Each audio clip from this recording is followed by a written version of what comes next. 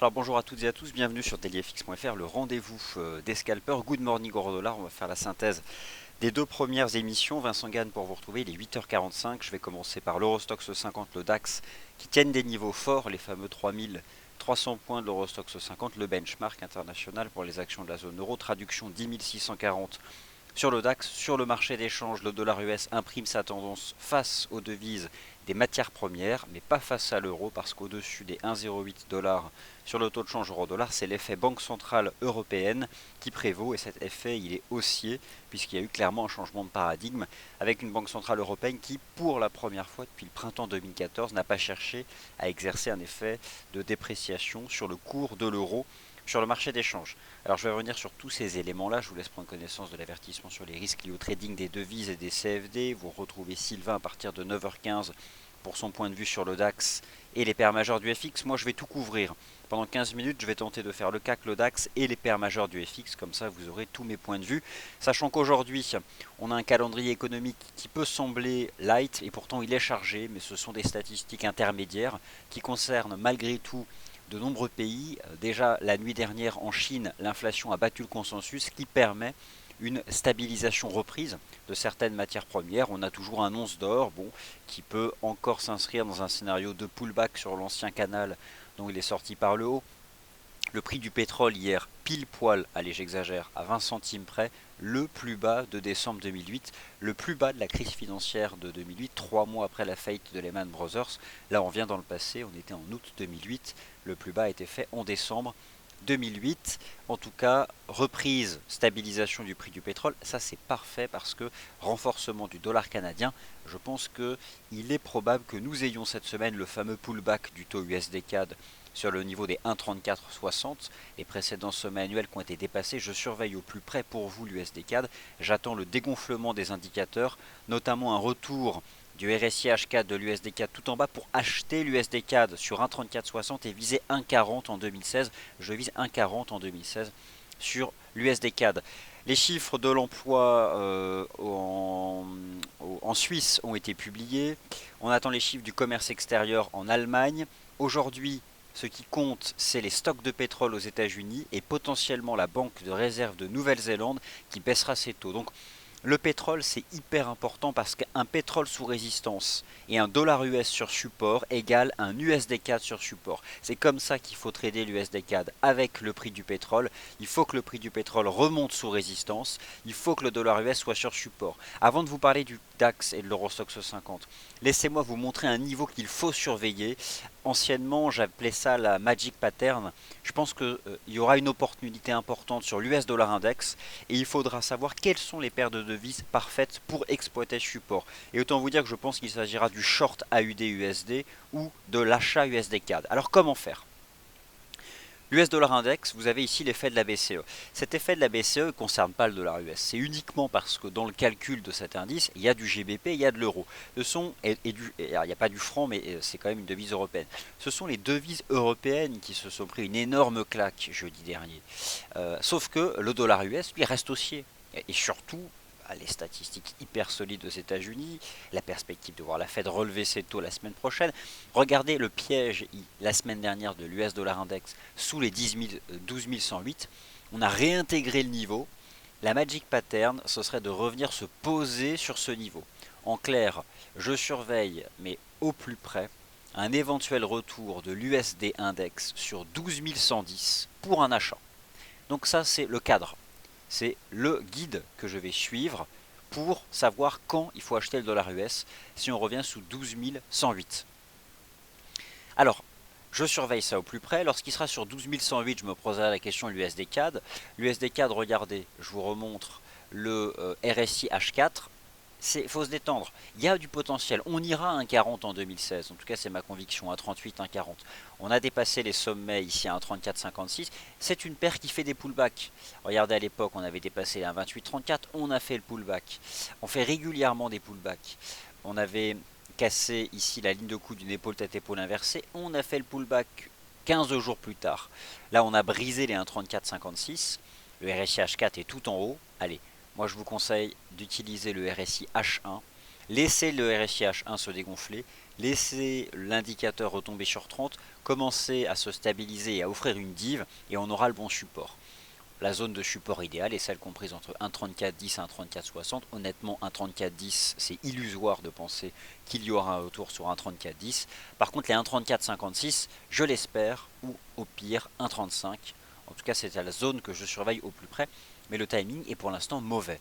Le timing est mauvais. Aujourd'hui, on a les stocks de pétrole aux États-Unis. Dans l'idéal, dans le meilleur des mondes, le pétrole reviendrait sous 40 dollars, serait sous résistance, l'USD index serait sur support, et alors là ce serait le timing bien sûr parfait pour une stratégie d'achat de l'USD CAD. C'est donc comme ça que je vais travailler ces deux actifs. J'attends, regardez ici, vous avez le plus bas du pétrole en décembre 2008, les 36,18, on s'en est approché, on se reprend. On verra aujourd'hui en fonction des stocks de pétrole. S'il n'y a pas un fort restockage, voire éventuellement un déstockage, on pourrait revenir chercher les 40, qui serait une superbe résistance pour vendre. Il faut oublier que les statistiques chinoises ont quand même mis sous pression en début de semaine le prix du pétrole. Donc voilà concrètement ce que j'attends. Pour l'instant, ce n'est pas le timing. Laissez-vous guider par les 12 108 de l'USD Index. Lorsque l'USD Index sera sur support, celui aussi que j'aimerais shorter, c'est l'AUD-USD. Celui-là est au bord du gouffre. Il a rejeté dans la partie haute de ce vaste triangle symétrique. Il construit une figure en porte-voie dans la partie haute du triangle. Il s'est stabilisé sur cette ligne de tendance. Je pense que ça finira par casser. On fait une toute petite reprise en biseau ascendant en H1, mais c'est pas le timing encore. Il faut laisser là aussi le RSI H1 remonter en zone de surachat. Laisser l'USD Index revenir sur support. Je ne sais pas où on sera à ce moment-là. Peut-être dans cette zone de prix qui sera idéale pour vendre. J'anticipe à terme une cassure des 0,7180 pour revenir se placer sur 0,7140. Pour l'instant, c'est trop tôt. Donc je surveille en priorité, lorsque l'USD Index sera sur support, la vente à UD-USD et l'achat USD CAD. Et j'attends bien sûr avec grande impatience que le prix du pétrole revienne se placer sous une bonne résistance. Alors ce scénario sur l'USD Index ne concerne pas la monnaie unique européenne. La monnaie unique européenne et jusqu'à la fin de l'année sera sous l'influence de l'effet haussier de la Banque Centrale Européenne du jeudi 3 décembre. C'est un peu l'expression que j'ai choisi de proposer en début de semaine, c'est ma phrase de la semaine. Au-dessus de 1,08 $, l'effet BCE prédomine sur les perspectives de la Réserve fédérale des États-Unis. Et oui, une fois n'est pas coutume, la BCE a le dessus sur la Fed et je pense que cela va se maintenir. En l'état, même si l'USD Index revient sur support, c'est pas la meilleure stratégie de shorter l'euro-dollar. Shorter la UD-USD, acheter l'USD CAD, mais shorter l'euro-dollar n'est pas une bonne stratégie, sauf si on revient éventuellement à 1,10 pour le rejet du premier test. Alors, sur le taux de change euro-dollar, si vous aviez lu la newsletter en début de semaine, moi j'ai proposé celui du range trading, celui qui se déploie entre 1,08 et 1,10 $. Bon, le marché a fait 1,0796 lundi, depuis il progresse. Il a donné un signal d'achat hier en sortant par le haut de ce canal. La hausse, elle n'est pas hyper verticale, hein, on ne monte pas en ligne droite, mais elle se fait au sein d'un canal ici bien équilibré entre le prix et le temps. Il y a un angle de progression proche de 45 degrés. Ce type de canaux qui mettent en équilibre le prix et le temps sont susceptibles de durer. Et c'est le cas pour le moment sur le taux de change euro-dollar. Hier, je parlais des 1,0940. Bon, je parle toujours ce matin des 1,0940 sur le taux de change euro-dollar. Alors, le NZD-USD. Alors, chers auditeurs, le NZD-USD, c'est le taux de change du jour. Ce soir, la Banque de réserve de Nouvelle-Zélande, selon le consensus Bloomberg, et ce n'est qu'un consensus Bloomberg, devrait baisser ses taux. C'est pour cette raison que le NZD-USD est dans une position d'hyper-attentisme, dans un range. L'enjeu du jour pour le NZD-USD, c'est ce niveau-là, le niveau des 0,66. Pourquoi 0,66 ? Parce que c'est le point d'accélération du 1er décembre lorsqu'on avait fait une épaule, tête-épaule inversée. Peut-être que là on fait une espèce d'énorme épaule tête-épaule cette fois-ci ou de V-top. De toute façon, tout se jouera à 0,66 $. Je ne présage de rien, mais il est évident que si l'USD Index réagit sur le support des 12 110 et que la RBNZ baisse ses taux, le risque la nuit prochaine est de voir le NZD-USD briser les 0,66 $. Mais vu la volatilité propre actuellement aux décisions de politique monétaire qui mettent en risque le capital, je préfère largement vous inviter à surveiller le retour de l'USD Index de FXM sur 12 108 et à ce moment-là d'acheter l'USD CAD ou de shorter la UD-USD. Ce sont mes deux meilleures stratégies. Le GBP USD avait donné un signal de vente en début de semaine en cassant les 1,5080. Le marché est revenu sur la première cible à 1,50. Le marché est revenu sur la seconde cible à 1,4956. Désormais, il se reprend. Les devises européennes se reprennent. Le marché réagit. Autant vous dire que le GBP USD va désormais attendre la décision de la Banque d'Angleterre qui aura lieu demain. Je pense qu'il faut s'en tenir à l'écart jusqu'à demain, la décision de la BOE. Je ne vois plus rien à faire sur le câble depuis la cassure des 1,5080, le fait qu'on ait réagi sur ce deuxième objectif met un terme à la stratégie de vente qui était à exploiter en cassure des 1,5080. La seule chose qui referait couler le GBP USD, ce serait de briser à nouveau les 1,4956. Et les marchés actions maintenant. L'Eurostoxx 50, le DAX teste des seuils décisifs, la clé de la semaine prochaine. Le risque, bien entendu, pour les marchés actions, c'est la façon dont ils vont réagir à l'anticipation de voir la Réserve fédérale relever ses taux la semaine prochaine. Les fameux 3300 points de l'Eurostoxx 50 sont le guide pour le marché. Je vais mettre un triptyque, ici le GER30, à droite l'US 30 et à gauche l'Eurostoxx 50. Je pense que c'est une bonne façon d'optimiser votre trading en ayant ces trois indices sur le même horizon de temps, les chandeliers horaires de l'US 30, les chandeliers horaires du DAX et les chandeliers horaires de l'Eurostoxx 50 sous vos yeux. Leur point commun est le suivant. L'Eurostoxx 50 revient tester les points bas de la Banque Centrale Européenne.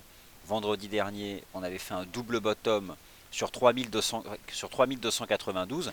Hier, on a fait un marteau sur 3292. Mais on a une réaction qui est très différente de vendredi dernier. Parce que vendredi, on avait fait un marteau et c'était parti pleine balle à la hausse.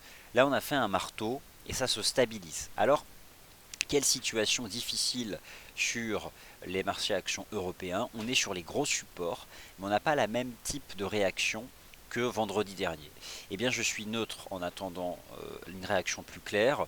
Sur l'Eurostoxx 50 en clair, 3292, 3330 qui était la ligne de coup du double bottom de vendredi dernier. Le marché temporise. Je vois qu'on tient le niveau. Je pense que depuis hier, tous ceux qui ont acheté les 3292 ont pu attraper 20-25 points. Pour l'instant, je vois que le niveau tient. Si vous regardez en données horaires, on n'a fait aucune cassure. C'est-à-dire qu'hier, on a fait 3280, mais c'était juste une mèche. Je ferai donc confiance à la clôture horaire du marché. Le risque baissier, c'est d'enregistrer une clôture horaire sous 3292. Pour l'instant, ce n'est pas le cas.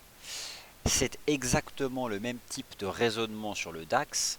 On avait fait un magnifique marteau vendredi dernier, suivi d'un double bottom sur 10 640, avec une phase haussière verticale. Hier, en fin de session européenne, entre 16h et 17h, le DAX a fait un marteau sur 10 640.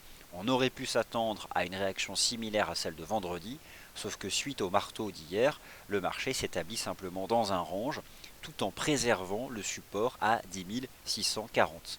Alors on comprend qu'étant donné qu'on n'a pas le même type de réaction que vendredi, il y a le risque de voir le support cassé, mais pour le moment ce n'est pas le cas. Je ferai donc, comme sur l'Eurostoxx 50, confiance à la clôture horaire.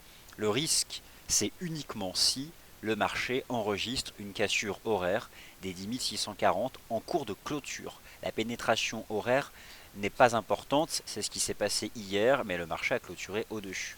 Dans tous les cas, aujourd'hui, si vous tradez le DAX et l'Eurostoxx 50, il y a deux niveaux à connaître par cœur. 3292, le support de l'Eurostoxx 50, 10 640, le support du DAX. Sur le Dow Jones, le big support, c'est 17 515. 17 515 qui a tenu hier, c'est donc une bonne chose. J'observe une reprise de l'US 30 vers les 17 655. Tant qu'on tient 17 515, c'est plutôt haussier. Je pense que là, l'US 30 va remonter vers 17 655.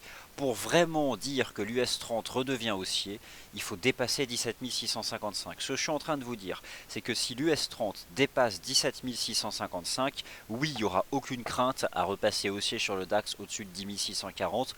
Oui, il n'y aura aucune crainte à repasser haussier sur l'Eurostoxx 50 au-dessus des 3292. Et ce que je peux vous dire à l'ouverture de la session européenne, c'est que pour l'instant, ces trois supports, 3292, 10 640 et 17 515 sont pour l'instant parfaitement intacts.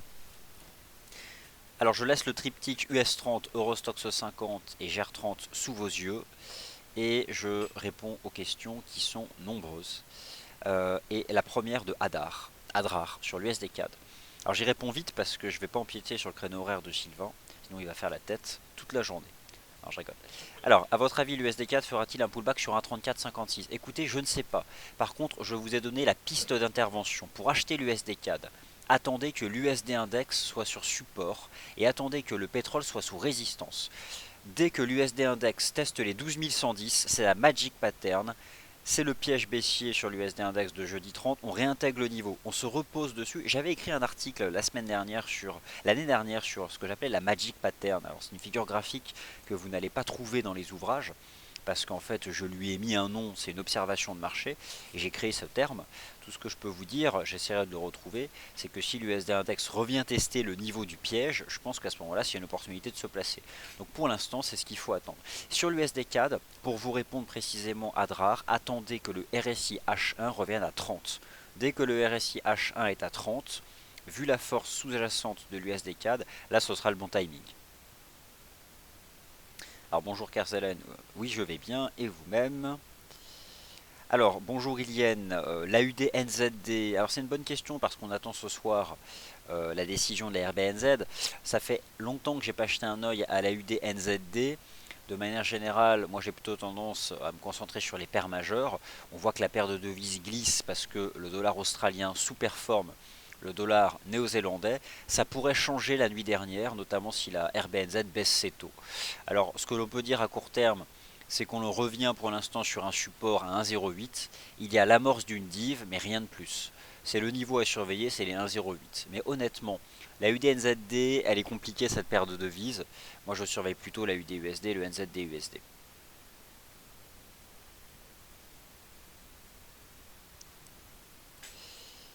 Alors, commentaire de la part de Georges à propos de la Banque Centrale Européenne.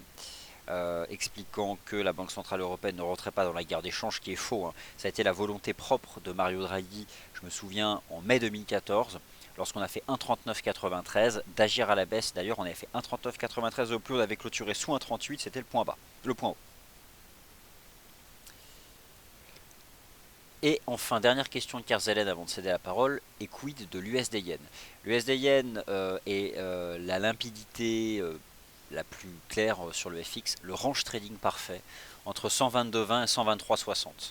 Et pour l'instant, on est dans la partie basse, mais pas tout à fait en bas. Kerzelen, sur l'USD Yen, il m'intéressera à l'achat lorsque l'USD Index reviendra sur 12 108. Voilà, c'est ce que je peux vous dire. À 12 108. Petit bémol, je crains le renforcement du yen si les indices boursiers européens cassent leur support, ce qui n'est pas le cas. Alors, je suis donc méfiant, mais c'est sûr que 122,20 avec un USD index sur support serait bien. Après, je préfère attendre un USD 4 sur support, et donc USD index là, avec un pétrole sous résistance. Ça, ce serait le must, sachant qu'aujourd'hui, on a les stocks de pétrole. Alors pourquoi 12 108 sur l'USD index de FXCM? C'est parce que c'était ce niveau de support du 19 novembre que le marché a réalisé une fausse cassure, puis l'a réintégré. Si on revient le tester, c'est un bon niveau d'achat sur le plan technique.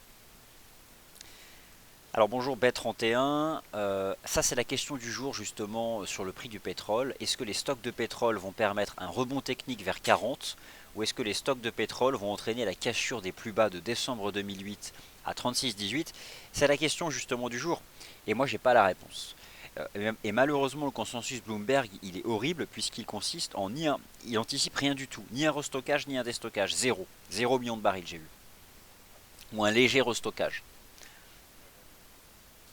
Et oui, le CAC a la même config que l'Eurostoxx 50, que le DAX, c'est la même chose, hein, mais laissez-vous guider par l'Eurostoxx 50. Ça se joue, de toute façon c'est simple, ça se joue aujourd'hui. Soit l'Eurostoxx 50 casse son support, soit ça tient pour de bon et jusqu'à la fin d'année. Franchement, vu les compressions, on est posé dessus. Pourtant aujourd'hui il n'y a pas de grosses statistiques, mais ça se joue aujourd'hui. Soyez extrêmement méfiants et prudents.